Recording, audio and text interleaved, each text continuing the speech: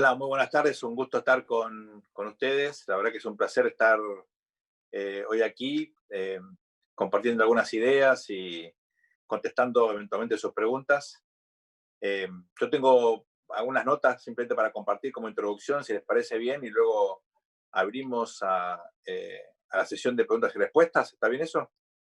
Eh, y básicamente quiero compartir con ustedes algunas ideas que definen o de alguna forma ayudan a comprender, según mi criterio, el entorno global, que está cambiando de forma muy súbita, y luego bajaremos a la Argentina, ¿no?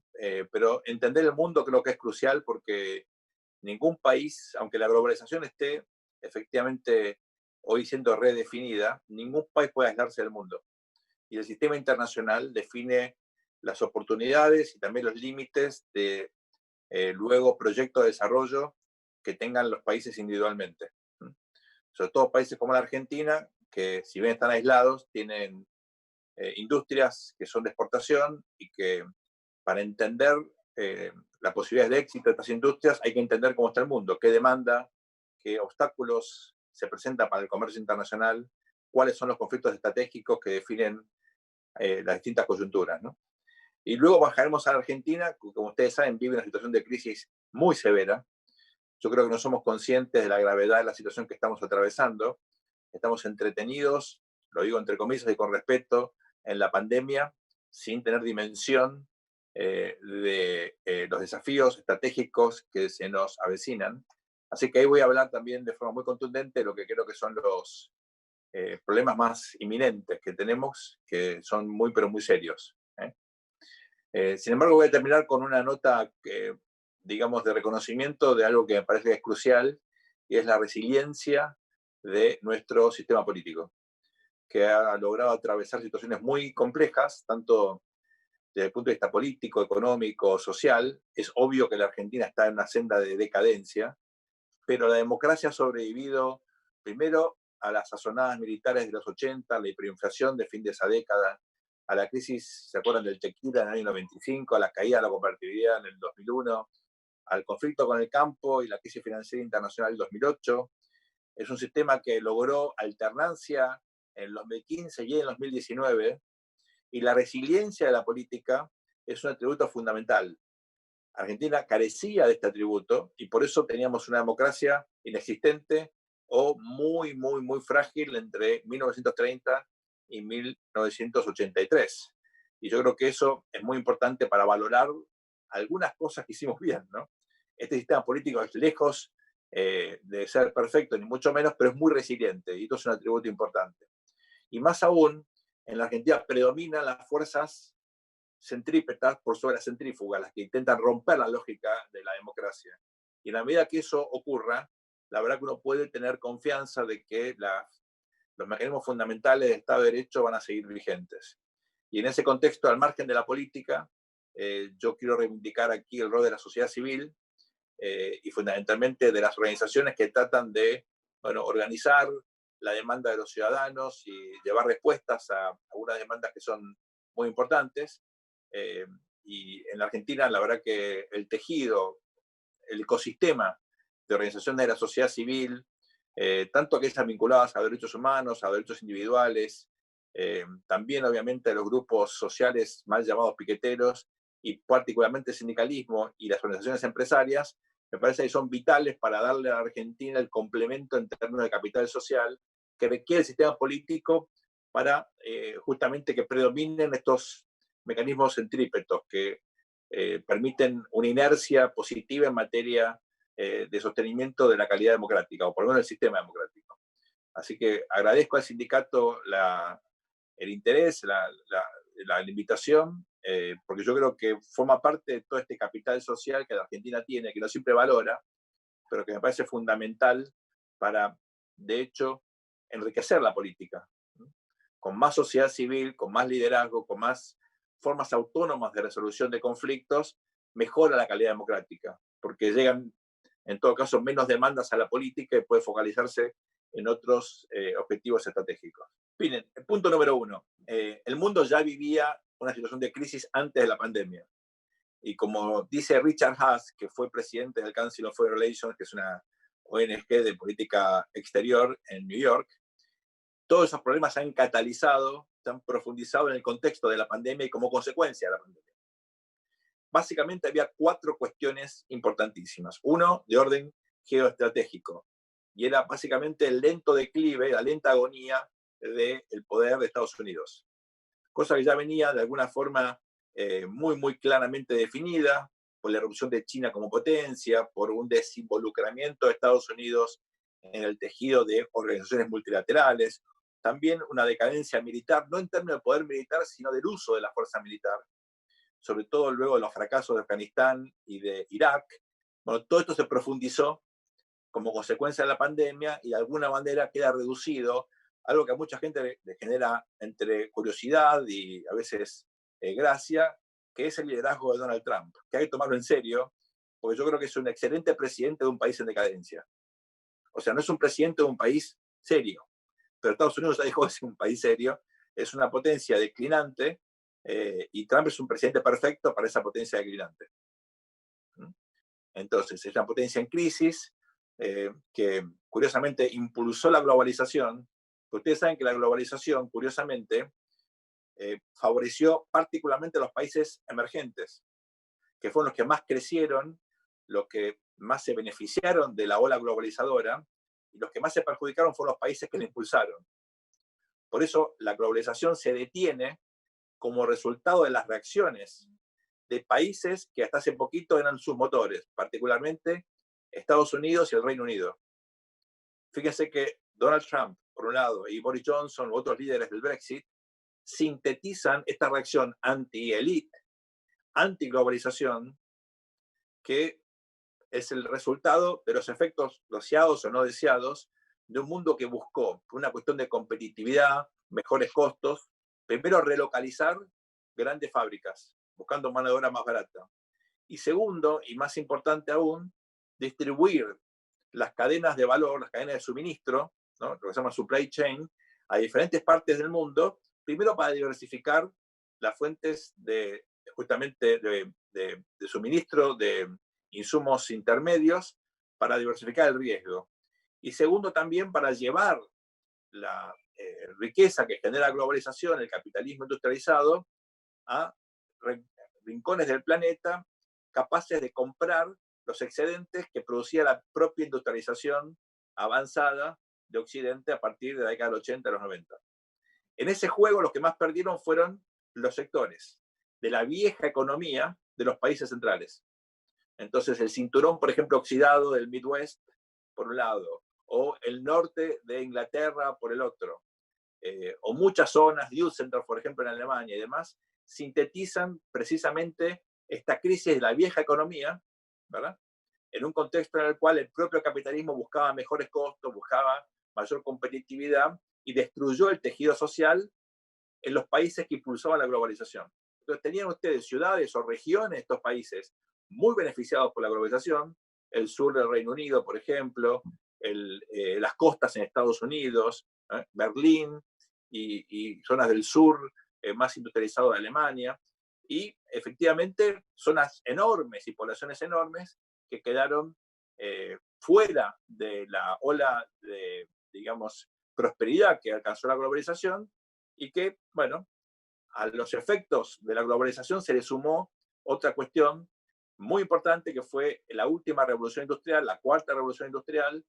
que no es industrial, pero sí se llama, The Fourth Industrial Revolution, que es básicamente la inteligencia artificial, la expansión de la digitalización, la robótica, etc. ¿Por qué? Porque muchos de estos trabajadores que perdían sus trabajos industriales en la minería del carbón, por ejemplo, de la vieja economía, conseguían trabajo en la industria, lo que se llaman Mac Jobs, ¿no?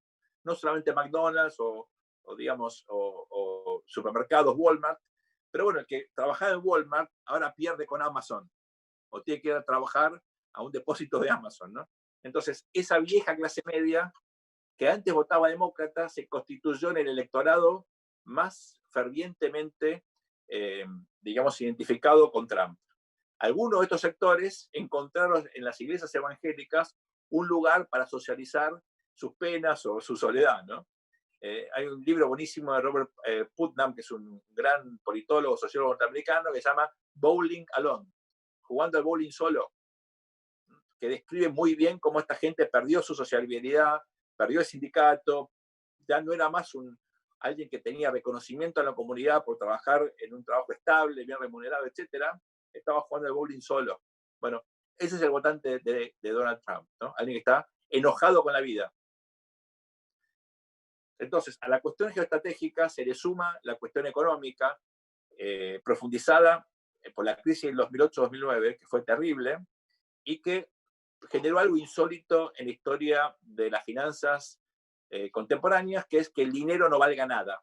Ustedes dirán, pero ¿cómo puede ser que el dinero tenga tasa cero? Bueno, en el mundo desarrollado, para las empresas, la verdad que por acción de los bancos centrales del mundo, que salieron masivamente a sostener al capitalismo con un proceso llamado quantitative easing, es decir, facilidades cuantitativas, generación de muchísimo dinero para sostener a las empresas, para sostener el ahorro de fondos de pensión, etcétera. Eso generó un enorme shock en términos de tasa de interés, con lo cual muchos negocios empezaron a ser muy rentables porque el costo de financiamiento era cero. Entonces, ustedes analizan, por ejemplo, por qué en Estados Unidos hubo una expansión del real estate. Bueno, porque con tasa cero cualquiera se compra una casa. Eso después de la crisis de las hipotecas en el 2008. ¿Por qué la energía se expandió tanto? Bueno, porque había plata muy barata para, por ejemplo, financiar gasoductos o nuevos proyectos de energías no renovables o incluso de la energía no convencional, como la vaca muerta nuestra, ahí es en North Dakota, ¿no? Entonces bajó mucho el costo de la energía, a punto tal que Estados Unidos ahora exporta petróleo, antes importaba. Y eso le dio una enorme competitividad para generar mucho más empleos, con todo eso porque el costo de financiamiento es cero. La paradoja de la Argentina, en pie de página, después vuelvo a esto, es que tenemos una tasa de interés cero en el mundo y nosotros una crisis de la deuda. Esto es patético. Puedes tener un problema de crisis de deuda como en los 80, cuando la tasa de interés que pagan los países de interés es muy alta. No puedes tener crisis de deuda con la tasa de interés regalada. Eso quiere decir que hiciste las cosas muy, pero muy mal. Y esto involucra al gobierno pasado y al actual. Si tienes un problema de reestructuración de la deuda con la tasa cero, miren, hay inversores en Europa que le pagan al tesoro alemán o danés para que le tengan la plata. Quieren saber cuánto van a perder. Entonces, le pagan un punto o medio punto de interés anual para que el tesoro tenga plata. No solamente no reciben un beneficio, sino que le pagan a los tesoros. Porque el horizonte de pérdida de valor. En ese contexto, Argentina tiene la crisis de la deuda. Es ridículo. Bueno, vuelvo. Estoy enojado con eso porque fue patético como este gobierno manejó y mucho más patético como el anterior se endeudó, ¿no? Vuelvo al punto. Entonces, en ese mundo de tasa cero hay distorsiones enormes, ¿no? Ustedes tienen, por ejemplo, una cochera de alquiler. El rendimiento de esa cochera es patético, es del 2% anual. ¿Por qué? Y si el dinero no vale nada, ¿por qué te van a dar el 5 o 6% que te rendía un alquiler antes? ¿No? Porque uno toma siempre como referencia un bono del Tesoro de los Estados Unidos. Entonces, bueno, el costo de dinero tiene que estar más o menos 2-3%. De ahí para arriba. Entonces, que vos ganes 5 con una cochera tiene sentido. Ahora, si el bono no paga nada, porque la tasa de interés es cero, bueno, ganar 2% no está tan mal. No vale nada, 0 más 2%. 2%, digamos, son 200 puntos básicos, no está tan mal, ¿no? Si se aburren con esto, después se los explico más, pero esto es un shock fundamental, ¿no? Y el tercer shock tiene que ver con el cambio climático, que genera una enorme disrupción, no estamos hablando de eso, pero es crucial, una enorme disrupción en el mundo que genera migraciones, por ejemplo, violaciones masivas a los derechos humanos, como consecuencia de estas migraciones. Y es una situación que ya venía mal, pero el hecho de que el mundo del desarrollo se industrializara, obviamente aceleró la velocidad de desgaste del planeta. O sea, una cosa era la cuestión ecológica o ambiental de los 80, pero con China creciendo a tasas chinas de 7-8% o más anual, obviamente la mancha de la contaminación se corrió hacia el este y se globalizó el problema ambiental. A la pregunta, ¿por qué China o Sri Lanka o Indonesia o la Argentina o cualquier otro país emergente va a dejar de emitir gases efecto invernadero o cualquier otro gas digamos, va a dejar de contaminar el medio ambiente si no se desarrolló al mismo nivel que los países desarrollados? Entonces, ¿por qué nosotros no vamos a desarrollarnos? Dice, bueno, se arruina el medio ambiente. Está bien, pero, digamos, es fácil decirlo sentado en París, o en Berlín, o en Londres, o en Nueva York, que tiene un ingreso per cápita 10 veces mayor al nuestro. Entonces, si yo no me voy a desarrollar porque voy a contaminar, alguien me tiene que pagar ese costo de oportunidad. Ese es el debate que deberíamos dar nosotros. Buenísimo cuidar el Amazonas.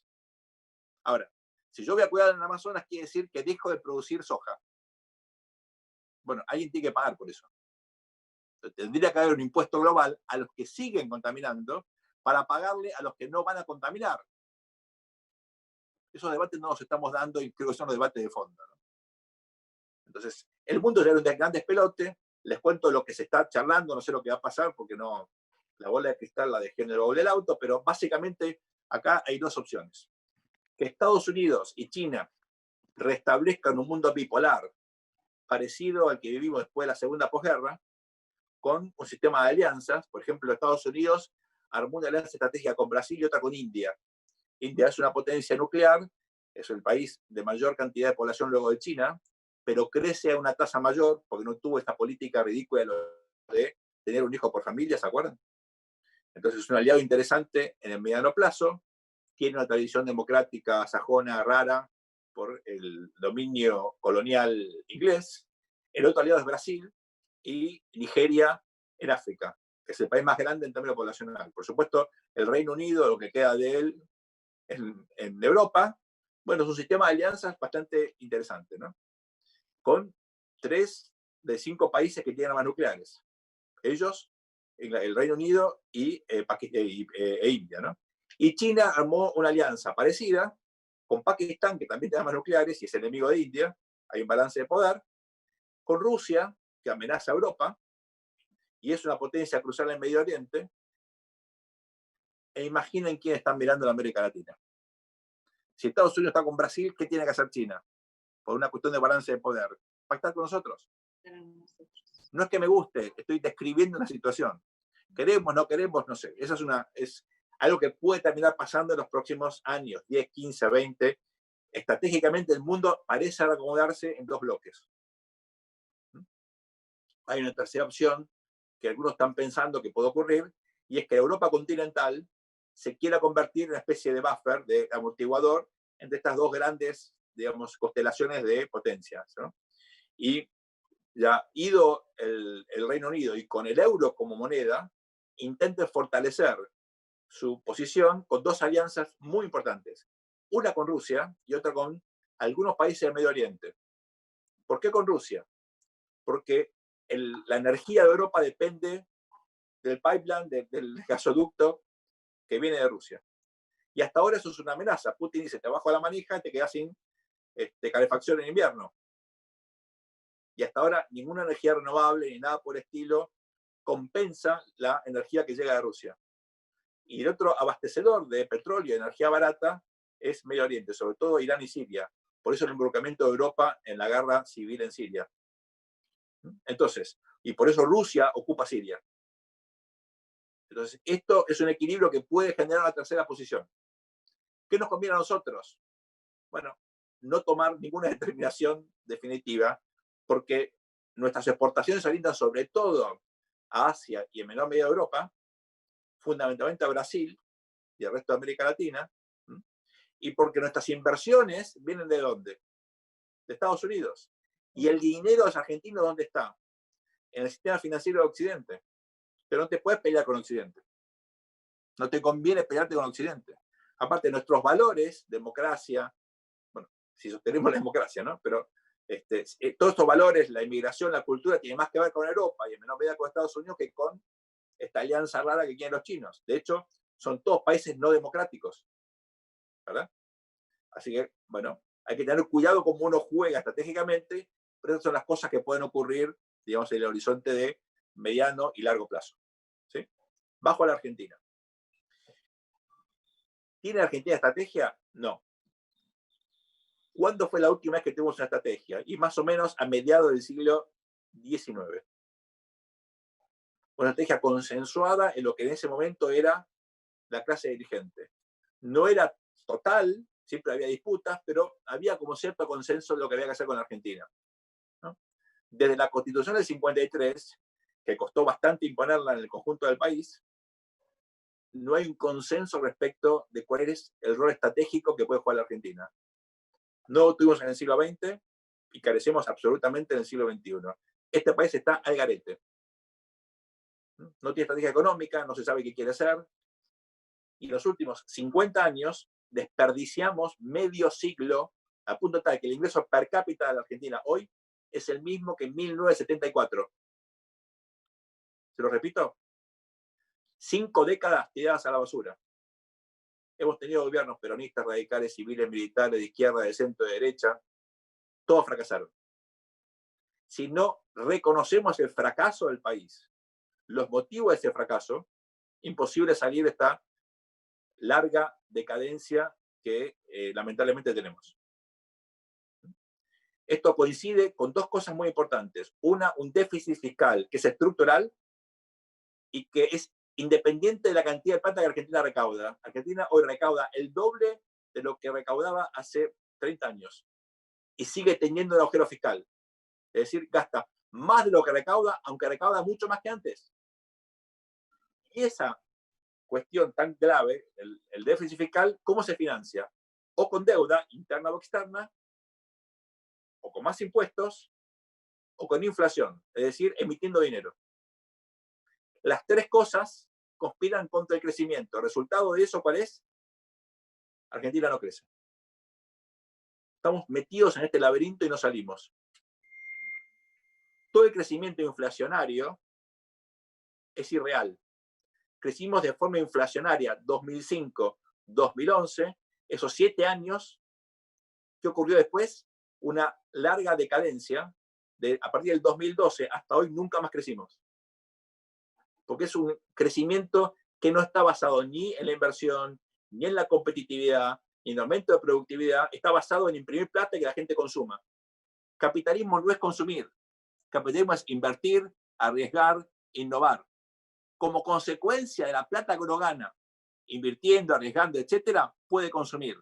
El que cree que capitalismo es imprimo, la gente consume, me vota, soy feliz, porque gano el poder y me quedo para siempre, no entiende cómo funciona esto. Lamentablemente es el modelo que tenemos en la Argentina. Un consumo excesivo, que aparte tiene cosas ridículas. Hoy a la clase media alta o la clase alta, este gobierno, como ocurrió con la Cristina, le subsidia la compra de autos importados a la mitad del valor real. Ustedes con los pesos compran un auto importado a la mitad del valor real. ¿Por qué? Porque uno lo compra al dólar oficial. Un amigo se acaba de comprar una televisión de 82 pulgadas, mucho más barato que en Estados Unidos. Vendió los dólares en el mercado blue y fue y se trajo una televisión ridícula, 82 pulgadas. Bueno, eso es una locura total, porque hay un manejo ridículo de la economía, de todos los gobiernos, no solamente de este. Entonces, la Argentina tiene esta crisis de larga duración, una década de estancamiento. A partir de 2018, la crisis cambiaria de Macri profundizó esta decadencia y ahora entramos a este ciclo con una pandemia que profundiza mucho más esta decadencia que ya teníamos. A punto tal que Argentina va a salir de esto con una pobreza récord de arriba del 50% de la población. La caída del producto en abril, comparado con abril del año pasado, es del 20%. Es una catástrofe sin precedentes. Esto es un terremoto que destruyó la economía. El déficit fiscal de mayo anualizado supera el 10% del producto. Toda la plata que el gobierno supone que va a recaudar, cosa que yo dudo, con el famoso impuesto a la riqueza, no alcanza para pagar un mes de déficit fiscal. Repito, en mayo nos liquidamos la plata que todavía no recaudamos. La recaudación de un año, del impuesto a la riqueza. Es un delirio lo que estamos viviendo. Entonces, una crisis de larga duración, una crisis de una década estancado por el modelo de crecimiento ridículo 2005-2011, y encima esta pandemia que es desastrosa. Entonces, ¿qué significa esto? El mundo del trabajo, nuestra vida cotidiana, nuestra sociabilidad, todo va a quedar afectado no por la pandemia, sino por la superposición de estas tres crisis. ¿Qué se requiere? Bueno, obviamente primero discutir las cosas, sin ideologismos, con ideología, sin posturas rígidas, nadie es el dueño de la verdad. No puede ser que el presidente diga, voy a cambiar el contrato social, les adelanto mi columna de Mañana de la Nación, definido entre gallos y medianoche, no sé por quién, en el medio de este desastre, cuando Argentina no genera valor, es más, destruye valor. Esto es como que yo diga, voy a jugar la final de la Copa del Mundo y tengo un equipo de primera D. Ninguna final de ninguna Copa del Mundo. Es un delirio pensar en eso. Si vos no generás valor, no generás riqueza, no podés distribuirla. No hay nada para distribuir. Y la Argentina lo que no genera es valor. Es más, hay una idea ridícula de Estado presente. Yo soy pro Estado, no estoy contra, al contrario. Pero el Estado argentino es el problema, no es la solución. Es un Estado que no garantiza la seguridad. Es un Estado que no garantiza una buena educación, al contrario. Mucho menos buena salud pública, aunque es mejor que Perú u otros países de la región. Es un Estado que no tiene la capacidad de asegurar acceso a la justicia, que no cuida el medio ambiente y que carece de infraestructura básica. Ni siquiera podemos promover un plan de acceso a la vivienda mínimamente lógica para 6 millones de personas o más.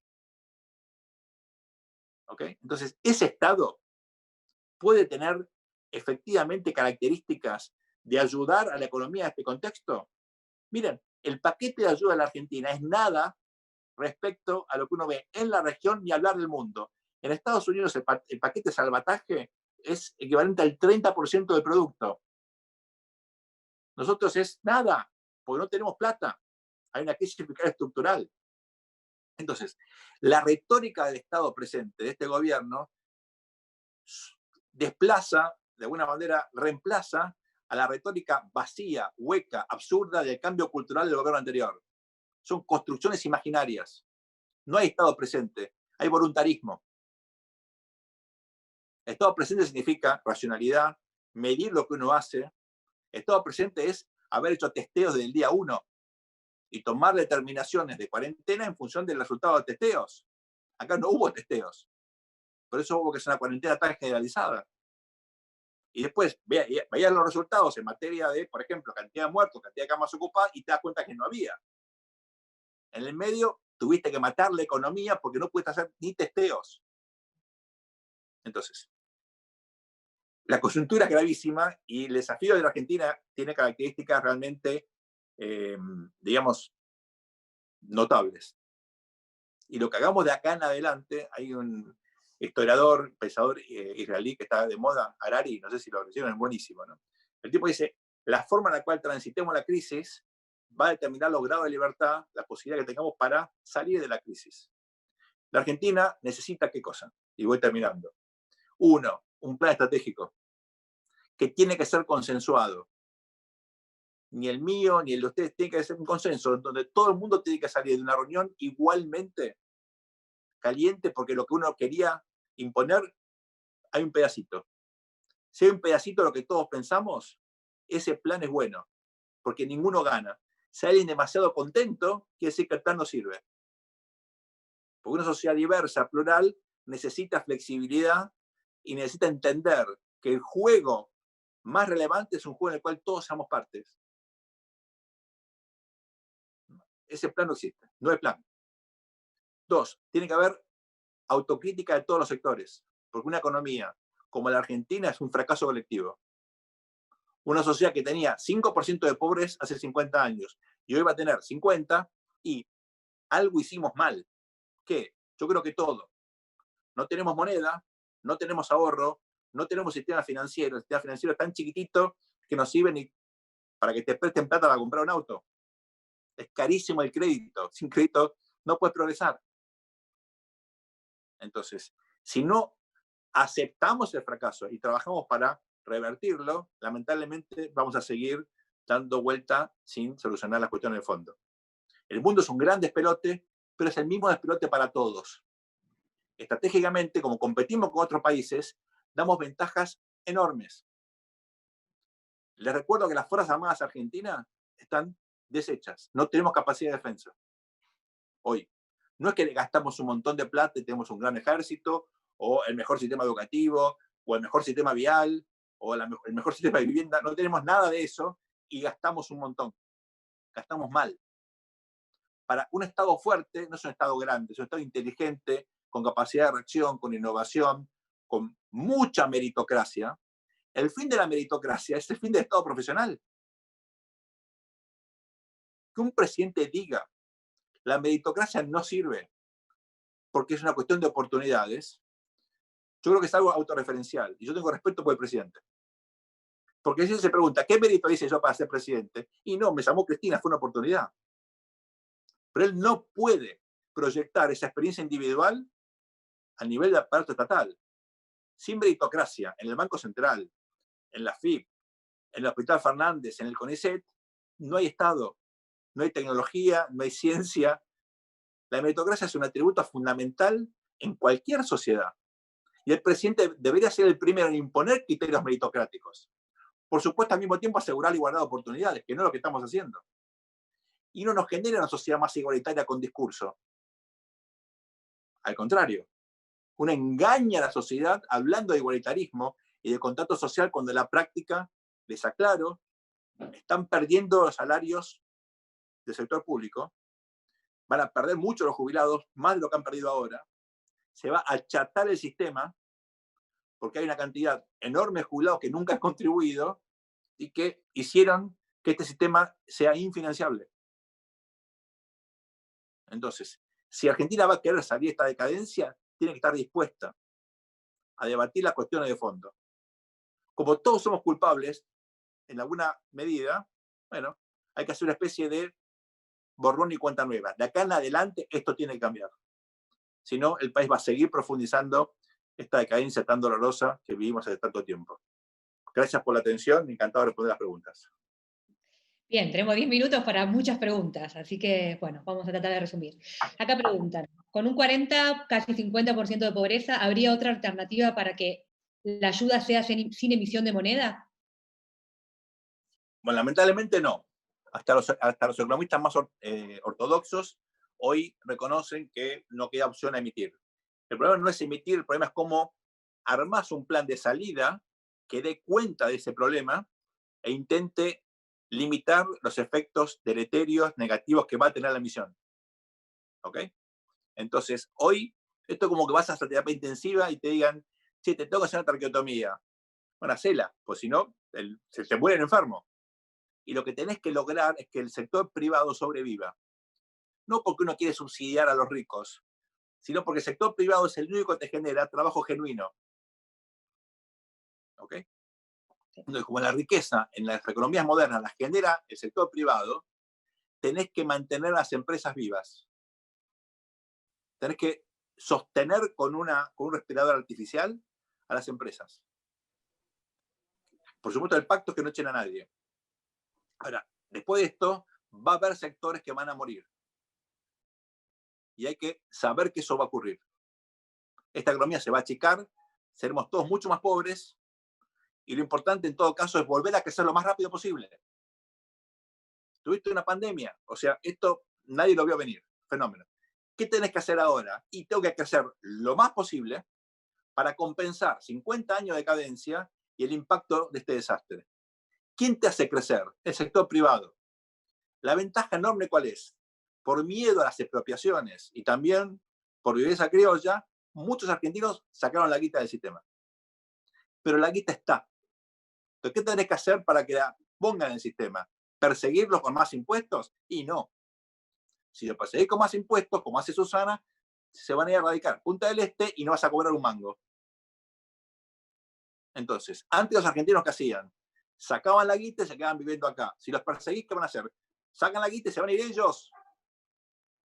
Porque hay mucha gente que está dispuesta a recibir ese dinero porque obviamente es riqueza que favorece a otros sistemas económicos.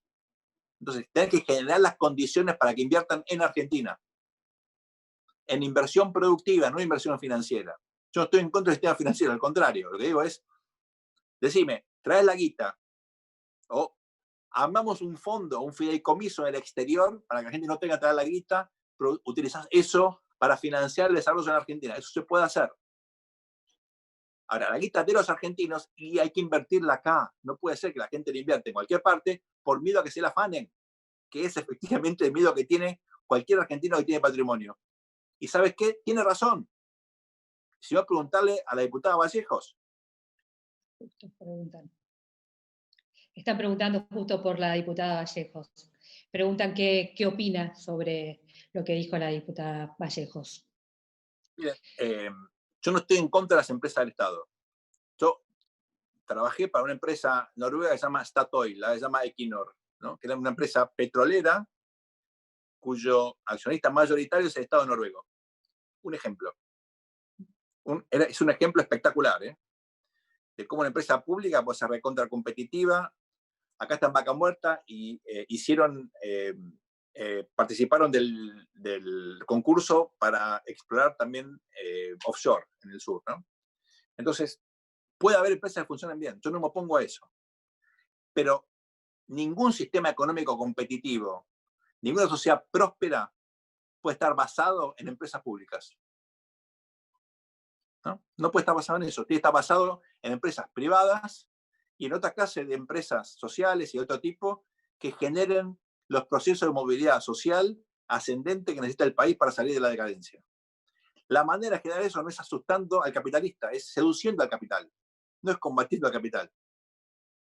El que no entiende eso y tiene que ir a buscar lo que pasa ahora a los argentinos que se van de la Argentina, que se hacen residentes de Paraguay, de Uruguay, de Paraná, de cualquier lado, de Luxemburgo, Estados Unidos, por miedo, ¿no? Entonces, a ver, ¿qué hacen los estados serios? Entran como accionistas en las empresas y te dicen, como dijo Merkel hoy, entro a Lufthansa, pero ni bien esto se recupere, salgo. Mi rol no es ser accionista de una empresa de aviación, mi rol es otro, es brindar bienes públicos, educación, salud, vivienda, justicias, cuidado del medio ambiente, eso tiene que hacer el Estado. Es ridículo esto. Bien, la próxima pregunta. Dice, ¿la falta de plan estratégico del país no es producto de los poderes económicos y de comunicación, tanto nacionales como internacionales? ¿Por qué? ¿Por qué hay una conspiración en contra de la Argentina? La Argentina es un país irrelevante. Si no admitimos, a mí lo digo con dolor en el alma, ¿no? Ni siquiera ganamos la Copa América ahora. Antes ganamos la Copa América, el Mundial, pero ni siquiera eso. Es un país irrelevante. ¿Quién puede estar conspirando para que a nosotros nos vaya mal? Pregunta, ¿por qué a nosotros, si no a los chilenos, o a los paraguayos, a los uruguayos, a los coreanos? ¿Quién se va a agarrar con la Argentina? ¿Quién, con un país de menos de 50 millones de habitantes, que no tiene armas nucleares? ¿Ustedes creen que Argentina es un país relevante en el mundo? Lamentablemente no. Yo querría que fuera otra cosa, créame, pero no lo es. Entonces, a un rico argentino, ¿por qué va a conspirar para que a Argentina le vaya mal si su empresa no vale nada? La única empresa que vale en Argentina es Mercado Libre, porque está diversificada por toda América Latina, ¿verdad? Y porque la verdad no es una empresa, si sale Argentina al Mercado Libre, no pasa nada, el Mercado Libre sigue funcionando. Es una empresa que vale 22 veces lo que vale IPF. 22 veces. ¿Ok? Los ricos en Argentina viven asustados que le saquen la plata, que los secuestren, que los maten. No son felices acá, no quieren que el país le vaya mal. Y los medios, cada uno juega su juego. Una sociedad libre tiene que tener un sistema mediático lo más diverso posible, ¿no? Y yo trabajo para Clarín y trabajo para Nación y estoy orgulloso de eso. Y me peleo con cualquiera, vengan de uno. Porque nunca nadie me dijo nada. Yo ahora tengo que salir en TN. ¿Ustedes creen que alguien me dijo qué tengo que decir? Me iría. Me fui a otro medio cuando me dijeron que estaban enojados por lo que yo había dicho. Bueno, me fui. Nunca más volví. ¿Ok? Pero nadie se ocupa de eso. Hay líneas editoriales, por supuesto. Defienden intereses, por supuesto. Como todos. Pero en una sociedad libre, cada uno tiene que defender su interés. Puede estar equivocado, ¿no? Pero, digamos, el pluralismo se consolida cuando hay múltiples intereses y cuanto más mejor. Ahora, ¿el Estado qué tiene que hacer? Garantizar que no haya monopolios. Garantizar que haya igualdad de oportunidades, acceso de los sectores menos favorecidos a los medios de comunicación. Tiene que compensar eso con medios públicos, cosa que se hace. La Radio Nacional, la televisión pública, hay muchos medios que se encargan de eso y está perfecto. Pero no hay un sistema ni interno ni internacional en contra de Argentina, porque los ricos pierden, si a Argentina le va mal, de lo que está pasando. Hoy las empresas argentinas no valen nada, nada. La riqueza argentina no vale nada, los papeles argentinos, las acciones, la bolsa es un desastre. Y el mundo tiene demasiados problemas para ocuparse de la Argentina, que es un país naturalmente importante para nosotros y relevante para el concierto de las naciones. Acá hay una pregunta que dice, ¿qué rubros van a surgir después de la pandemia? ¿Qué rubros? Rubros, supongo que habla de los rubros en cuanto a las funciones laborales. No sé si estoy capacitado para responder eso, pero lo que leo es lo siguiente. En el mundo va a haber una demanda nueva por seguridad sanitaria. Entonces veo, por ejemplo, que suben muchas acciones de laboratorios que están avanzando en las investigaciones, por ejemplo, con vacunas o con terapias. Veo que hay empresas, por ejemplo, produciendo filtros de aire para los medios, para el transporte público, las oficinas. Uno va a querer respirar un aire puro. Y si alguien puede garantizarte que con ozono o como fuera te matan el 98% de las bacterias, y bienvenido sea. Tienes un Lisoform, que es un aparatito que te da arriba. Es fantástico. Todo eso seguramente va a tener una expansión, ¿no? Es probable que haya una dinámica de relocalización, ¿no? Que haya mucha gente que prefiera vivir lejos de las grandes ciudades, por razones obvias, ¿no? Y eso puede hacer que caiga el valor de las propiedades en las grandes ciudades, en los centros, y haya de vuelta una tendencia a irte a los suburbios, cosa que se había revertido últimamente, ¿no? Había muchas ciudades que daban incentivos fiscales y otro tipo para reverdecer los centros, y ahora puede haber una tendencia al revés. Te hago una consulta, Sergio, con respecto al tema, ¿no? De lo que nosotros, justo antes que pasara todo esto de la pandemia, en una reunión lo recordábamos el otro día y lo valorábamos aún más. Nuestro secretario general tuvo la iniciativa de crear un nuevo departamento, que es el Departamento de Digitalización y Nuevas Tecnologías, y alcanzamos a tener una charla previa a que pasara todo esto, ¿no? El contexto de pandemia, cuarentena, donde la licenciada que está a cargo del departamento nos pudo explicar un poco todo lo que se viene en el mundo laboral, ¿no? Que creo que el tema de la pandemia un poco va a acelerar, digamos, todo este proceso. Así que un poco preguntarte, ¿no? ¿Cuál sería el rol de los sindicatos también, ¿no? En esto que tiene que ver con el futuro que nos espera, más allá de todo lo que vos nos explicaste en cuanto a la situación económica y el contexto, sumado a todo esto que trajo la pandemia y todo este nuevo escenario que nos espera, ¿no? ¿Cuál es ese rol que tenemos que cumplir los sindicatos o cómo lo ves vos? El mundo del trabajo va a cambiar de forma, obviamente, muy importante, pero hay muchas cosas que no se pueden hacer de forma remota, ¿no? Montones.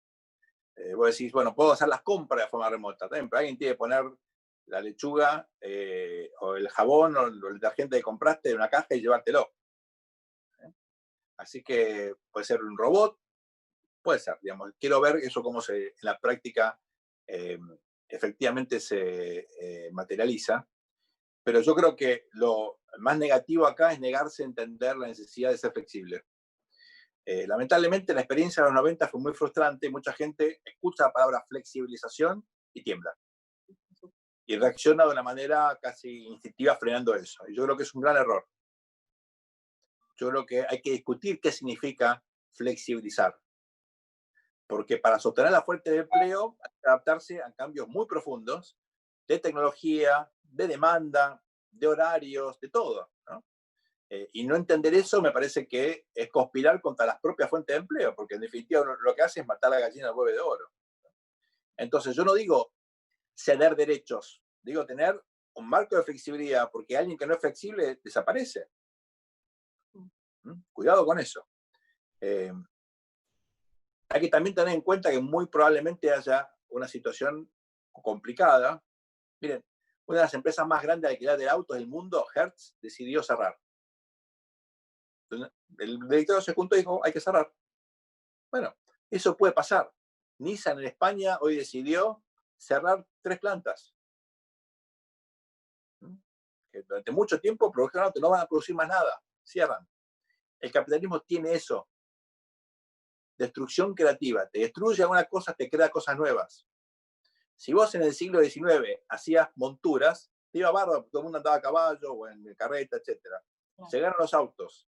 Y si no te reconvertiste e hiciste asiento de cuero o volante de cuero, y lamentablemente las monturas, ¿qué hacías con eso? ¿Y qué vas a hacer? ¿Pedir un subsidio al Estado para tener haciendo montura que nadie cree, nadie quiere comprar? No tiene ningún sentido, ¿verdad? Entonces yo creo que hay que entender eso, y en todo caso los sindicatos deben facilitar la reinserción de sus trabajadores en el mercado, en su rubro o en cualquier otro, ¿no? Así es. Bueno, creo que estamos dentro del tiempo. Vamos a hacer, no sé si hay muchísimas preguntas, Sergio, la verdad que, pero bueno, estamos ya dentro del tiempo. Así que bueno, con esto me despido. Quiero agradecerles muchísimo la participación. Sé que hoy nos ha mirado muchísima gente, no solamente trabajadores y trabajadoras de UTEDIC, sino público en general. Así que les agradezco muchísimo que se hayan tomado este tiempo, y agradecerle a Sergio también la disponibilidad y el tiempito extra que nos brindó. Muchísimas gracias. Hasta el jueves que viene.